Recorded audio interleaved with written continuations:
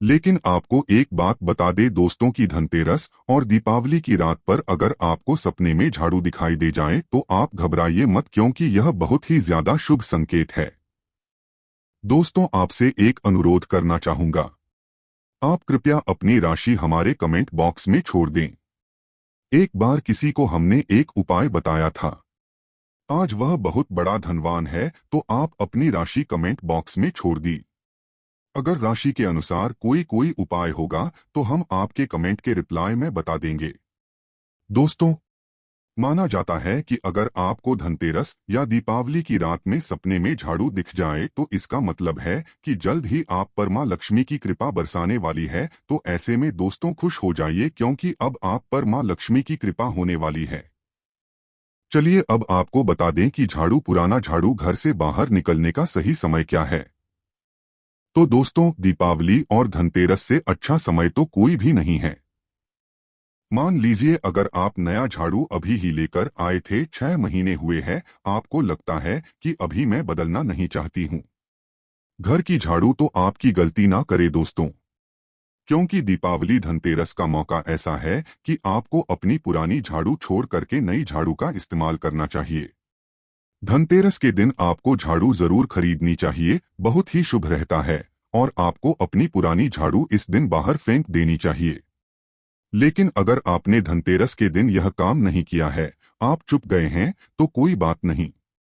दीपावली की रात से पहले पहले आप अपने घर से पुराना झाड़ू बाहर करते और नई झाड़ू का ही इस्तेमाल करें। यह सबसे अच्छा समय है अपनी झाड़ू को बदलने का। फिर देखिए कैसे लाभ होता है आपके जीवन में, आपकी लाइफ में कैसे खुशियां बढ़ती है। दोस्तों, खुले आसमान के नीचे झाड़ू कभी भी नहीं रखना चाहिए। बहुत से लोग छत पर झाड़ू रखते हैं, तो वह भी सही नहीं माना जाता है। इससे जीवन में परेशानी बढ़ती है, क्योंकि जब आप खुले आसमान के नीचे झाड़ू रखते हैं तो जीवन में कष्ट बढ़ता है। इसीलिए ऐसा ना करें, और झाड़ू रखने की जो सही दिशा है वह उत्तर पश्चिम दिशा है। दोस्तों, दीपावली नेपाल और भारत में सबसे सुखद छुट्टियों में से एक है। लोग अपने घरों को साफ कर उन्हें उत्सव के लिए सजाते हैं। नेपालियों के लिए यह त्योहार इसलिए महान है क्योंकि इस दिन से नेपाल संवत में नया वर्ष शुरू होता है। दीपावली नेपाल और भारत में सबसे बड़े शॉपिंग सीजन में से एक है। इस दौरान लोग कारें और सोने के गहने आदि महंगी वस्तुएं तथा स्वयं और अपने परिवारों के लिए कपड़े, उपहार, उपकरण, रसोई के बर्तन आदि खरीदते हैं। 21 लोगों अपने परिवार के सदस्यों और दोस्तों को उपहार स्वरूप आमतौर पर मिठाइयाँ व सूखे मेवे देते हैं। इस दिन बच्चे अपने माता पिता और बड़ों से अच्छाई और बुराई या प्रकाश और अंधेरे के बीच लड़ाई के बारे में प्राचीन कहानियों, कथाओं, मिथकों के बारे में सुनते हैं। इस दौरान लड़कियां और महिलाएं खरीदारी के लिए जाती हैं और फर्श, दरवाजे के पास और रास्तों पर रंगोली और अन्य रचनात्मक पैटर्न बनाती हैं। युवा और वयस्क आतिशबाजी और प्रकाश व्यवस्था में एक दूसरे की सहायता करते हैं। क्षेत्रीय आधार पर प्रथाओं और रीति रिवाजों में बदलाव पाया जाता है।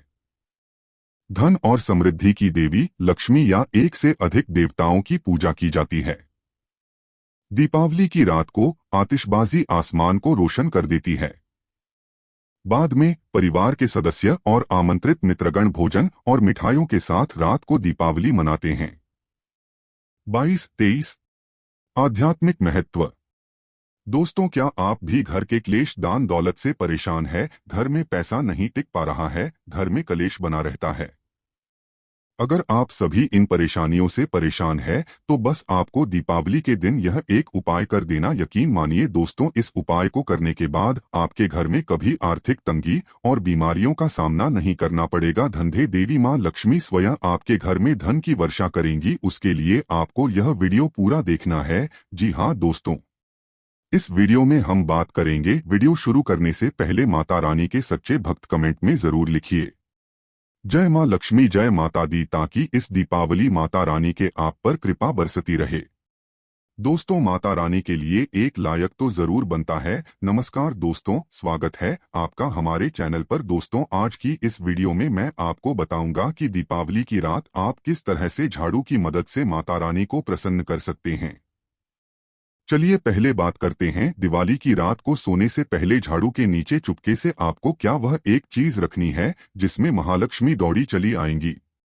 दोस्तों, झाड़ू हर किसी के घर में होती है, लेकिन क्या आपको पता है झाड़ू को सीधे तौर से दूसरों से जोड़कर देखा जाता है। झाड़ू को लेकर बहुत से शुभ शगुन भी होते हैं। और झाड़ू कैसे रखें, कब खरीदें, कब पैकेज, झाड़ू के नीचे ऐसा क्या दबा कर रख दें रात को सोने से पहले की जीवन की सारी खुशियां इकट्ठी हो जाए, लिए जानते हैं। इसके बारे में जो है वह महालक्ष्मी जी का प्रतीक है और दरिद्रता गरीबी रूपी परेशानी को घर से बाहर निकाल देती है, जीवन से भगा देती है। झाड़ू से जुड़े हुए बहुत सारे प्रयोग है। आज हम आपको एक खास बात बताएंगे जो जीवन की तमाम परेशानियों से आपको मुक्ति दिला सकती है। वैसे झाड़ू मां लक्ष्मी जी का प्रतीक माना जाता है और आर्थिक संपन्नता के लिए कई तरह के हम प्रयोग करते हैं, लेकिन कभी कभी छोटी छोटी चीज भी बहुत मायने रखती है। तो आज हम खास बात करेंगे दोस्तों ये झाड़ू को लेकर। अगर छोटी छोटी चीजों का ध्यान में रखें तो घर के कलह क्लैश सब खत्म हो जाएंगे, घर में मां लक्ष्मी जी का वास भी होगा। अगर हम ज्योतिष की मार तो झाड़ू का महत्व सबसे ज्यादा ये होता है कि यह बीमारियों को दूर करने वाली है। दोस्तों, शीतला माता भी अपने हाथ में एक झाड़ू लिए रहती है, इसीलिए झाड़ू का प्रयोग करने के समय कुछ बातों का ध्यान रखना चाहिए। आप झाड़ू को सूर्यास्त के बाद बिल्कुल भी ना लगे। दोस्तों, वैसे तो आपको झाड़ू को कभी भी सूर्यास्त के बाद नहीं लगना चाहिए, लेकिन खास धनतेरस के दिन और दिवाली के दिन तो ये गलती बिल्कुल भी ना करें। मान्यता है कि ऐसा करने से लक्ष्मी रूठ जाती है और दूसरी तरफ सूर्य अस्त होने के बाद दोस्तों झाड़ू तो क्या पहुंचा भी नहीं लगना चाहिए। बहुत जरूरी हो तब झाड़ू लगाए, पर कूड़ा इस समय पर जाकर बाहर ना फेंके। इन तमाम छोटी छोटी चीजों का आपको ध्यान रखना है।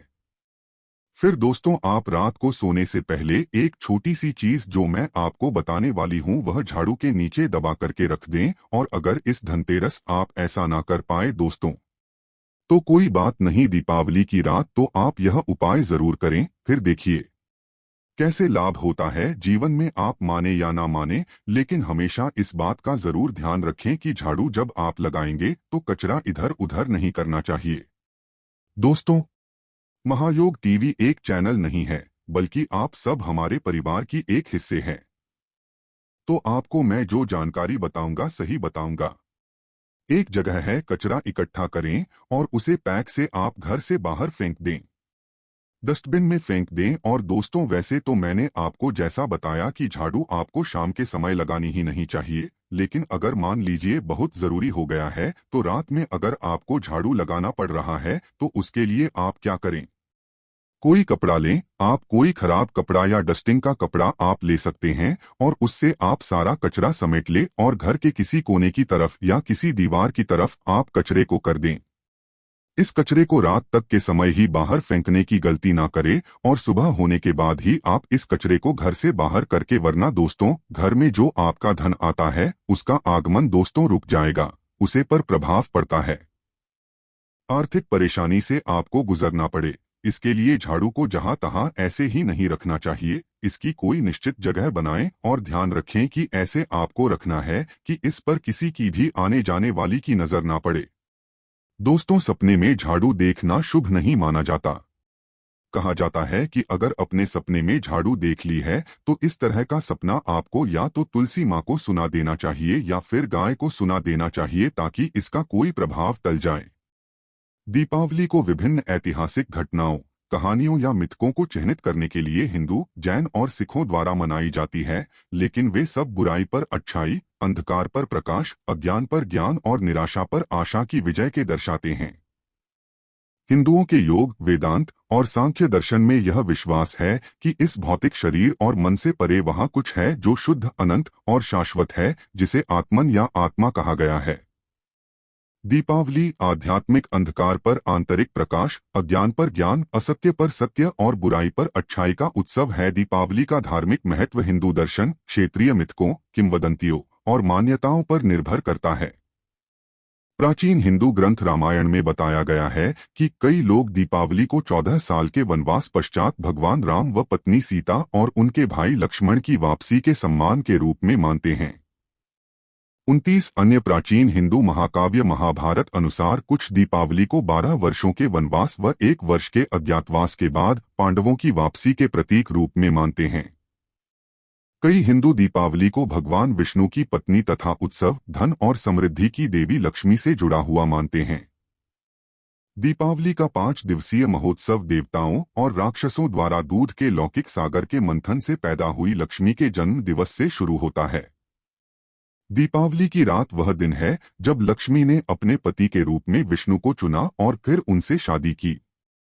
लक्ष्मी के साथ साथ भक्त बाधाओं को दूर करने के प्रतीक गणेश, संगीत, साहित्य की प्रतीक सरस्वती और धन प्रबंधक कुबेर को प्रसाद अर्पित करते हैं। कुछ दीपावली को विष्णु की वैकुंठ में वापसी के दिन के रूप में मनाते हैं। मान्यता है कि इस दिन लक्ष्मी प्रसन्न रहती हैं और जो लोग उस दिन उनकी पूजा करते हैं वे आगे के वर्ष के दौरान मानसिक शारीरिक दुखों से दूर सुखी रहते हैं।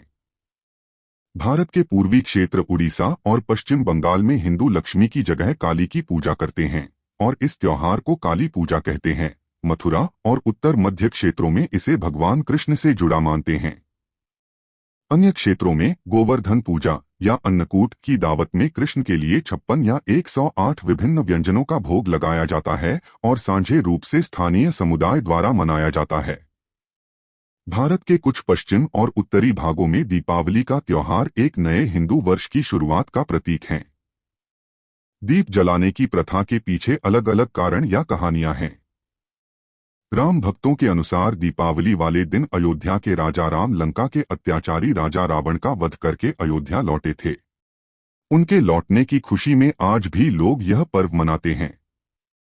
कृष्ण भक्तिधारा के लोगों का मत है कि इस दिन भगवान श्री कृष्ण ने अत्याचारी राजा नरकासुर का वध किया था। इस नृशंस राक्षस के वध से जनता में अपार हर्ष फैल गया और प्रसन्नता से भरे लोगों ने घी के दिए जलाए। एक पौराणिक कथा के अनुसार विष्णु ने नरसिंह रूप धारण कर हिरण्यकश्यप का वध किया था। 36 तथा इसी दिन समुद्र मंथन के पश्चात लक्ष्मी व धन्वंतरी प्रकट हुए। जैन मुख्य लेख दीपावली जैन मतावलंबियों के अनुसार 24वें तीर्थंकर महावीर स्वामी को इस दिन मोक्ष की प्राप्ति हुई थी। 36 इसी दिन उनके प्रथम शिष्य गौतम गंधर को केवल ज्ञान प्राप्त हुआ था। जैन समाज द्वारा दीपावली महावीर स्वामी के निर्वाण दिवस के रूप में मनाई जाती है। महावीर स्वामी वर्तमान अवसर्पिणी काल के अंतिम तीर्थंकर को इसी दिन कार्तिक अमावस्या को मोक्ष की प्राप्ति हुई थी। इसी दिन संध्या काल में उनके प्रथम शिष्य गौतम गंधर को केवल ज्ञान की प्राप्ति हुई थी। अन्य संप्रदायों से जैन दीपावली की पूजन विधि पूर्णतः भिन्न है। सिखों के लिए भी दीपावली महत्वपूर्ण है क्योंकि इसी दिन ही अमृतसर में 1577 में स्वर्ण मंदिर का शिलान्यास हुआ था और इसके अलावा 1619 में दीपावली के दिन सिखों के छठे गुरु हरगोबिंद सिंह जी को जेल से रिहा किया गया था। ऐतिहासिक महत्व। पंजाब में जन्मे स्वामी रामतीर्थ का जन्म व महाप्रयाण दोनों दीपावली के दिन ही हुआ। इन्होंने दीपावली के दिन गंगा तट पर स्नान करते समय ओम कहते हुए समाधि ले ली। महर्षि दयानंद ने भारतीय संस्कृति के महान जननायक बनकर दीपावली के दिन अजमेर के निकट अवसान लिया। इन्होंने आर्य समाज की स्थापना की। दीन-ए-इलाही के प्रवर्तक मुगल सम्राट अकबर के शासनकाल में दौलत खाने के सामने 40 गज ऊंचे बांस पर एक बड़ा आकाशदीप दीपावली के दिन लटकाया जाता था। बादशाह जहांगीर भी दीपावली धूमधाम से मनाते थे। मुगल वंश के अंतिम सम्राट बहादुर शाह जफर दीपावली को त्योहार के रूप में मनाते थे और इस अवसर पर आयोजित कार्यक्रमों में वे भाग लेते थे। शाह आलम द्वितीय के समय में समूचे शाही महल को दीपों से सजाया जाता था एवं लाल किले में आयोजित कार्यक्रमों में हिंदू मुसलमान दोनों भाग लेते थे। आर्थिक महत्व। दीपावली का त्योहार भारत में एक प्रमुख खरीदारी की अवधि का प्रतीक है। उपभोक्ता खरीद और आर्थिक गतिविधियों के संदर्भ में दीपावली पश्चिम में क्रिसमस के बराबर है। यह पर्व नए कपड़े, घर के सामान, उपहार, सोने और अन्य बड़ी खरीदारी का समय होता है। इस त्योहार पर खर्च और खरीद को शुभ माना जाता है क्योंकि लक्ष्मी को धन, समृद्धि और निवेश की देवी माना जाता है। दिवाली भारत में सोने और गहने की खरीद का सबसे बड़ा सीजन है। मिठाई, कैंडी और आतिशबाजी की खरीद भी इस दौरान अपने चरम सीमा पर रहती है। प्रत्येक वर्ष दीपावली के दौरान 5,000 करोड़ रुपए के पटाखों आदि की खपत होती है। दीपावली नेपाल और भारत में सबसे सुखद छुट्टियों में से एक है। लोग अपने घरों को साफ कर उन्हें उत्सव के लिए सजाते हैं। नेपालियों के लिए यह त्योहार इसलिए महान है क्योंकि इस दिन से नेपाल संवत में नया वर्ष शुरू होता है। दीपावली नेपाल और भारत में सबसे बड़े शॉपिंग सीजन में से एक है। इस दौरान लोग कारें और सोने के गहने आदि महंगी वस्तुएं तथा स्वयं और अपने परिवारों के लिए कपड़े, उपहार, उपकरण, रसोई के बर्तन आदि खरीदते हैं। 21 लोगों अपने परिवार के सदस्यों और दोस्तों को उपहार स्वरूप आमतौर पर मिठाइयाँ व सूखे मेवे देते हैं। इस दिन बच्चे अपने माता पिता और बड़ों से अच्छाई और बुराई या प्रकाश और अंधेरे के बीच लड़ाई के बारे में प्राचीन कहानियों, कथाओं, मिथकों के बारे में सुनते हैं। इस दौरान लड़कियां और महिलाएं खरीदारी के लिए जाती हैं और फर्श, दरवाजे के पास और रास्तों पर रंगोली और अन्य रचनात्मक पैटर्न बनाती हैं। युवा और वयस्क आतिशबाजी और प्रकाश व्यवस्था में एक दूसरे की सहायता करते हैं। क्षेत्रीय आधार पर प्रथाओं और रीति रिवाजों में बदलाव पाया जाता है। धन और समृद्धि की देवी लक्ष्मी या एक से अधिक देवताओं की पूजा की जाती है। दीपावली की रात को आतिशबाजी आसमान को रोशन कर देती है। बाद में परिवार के सदस्य और आमंत्रित मित्रगण भोजन और मिठाइयों के साथ रात को दीपावली मनाते हैं। दीपावली यानी प्रकाश का पर्व। दीपावली अंधकार पर प्रकाश, अज्ञान पर ज्ञान और बुराई पर अच्छाई की विजय का प्रतीक है। दिवाली हिंदुओं का सबसे बड़ा त्योहार है। दिवाली को दीपावली भी कहते हैं। इस महापर्व को मनाने के पीछे कई मान्यताएं हैं। सबसे प्रमुख मान्यता भगवान राम के वन से अयोध्या आगमन की है। बुराई चाहे रावण जैसी बलवान और बुद्धिमान क्यों न हो, उसका एक दिन अंत होकर ही रहता है। बुराई का साथ देने वाले भले इंद्रजीत, कुंभकर्ण जैसे महाबली क्यों न हो, उनका भी विनाश होना तय है। अपने पूज्य राम के रावण के विजय और वनवास समाप्त कर अयोध्या वापसी की खुशी में अयोध्यावासियों ने धूमधाम और हर्षोल्लास के साथ सजावट और तैयारियां कर इस दिन को उत्सव की तरह मनाया। तब से हर साल इस दिन दीपावली का उत्सव मनाया जाता है।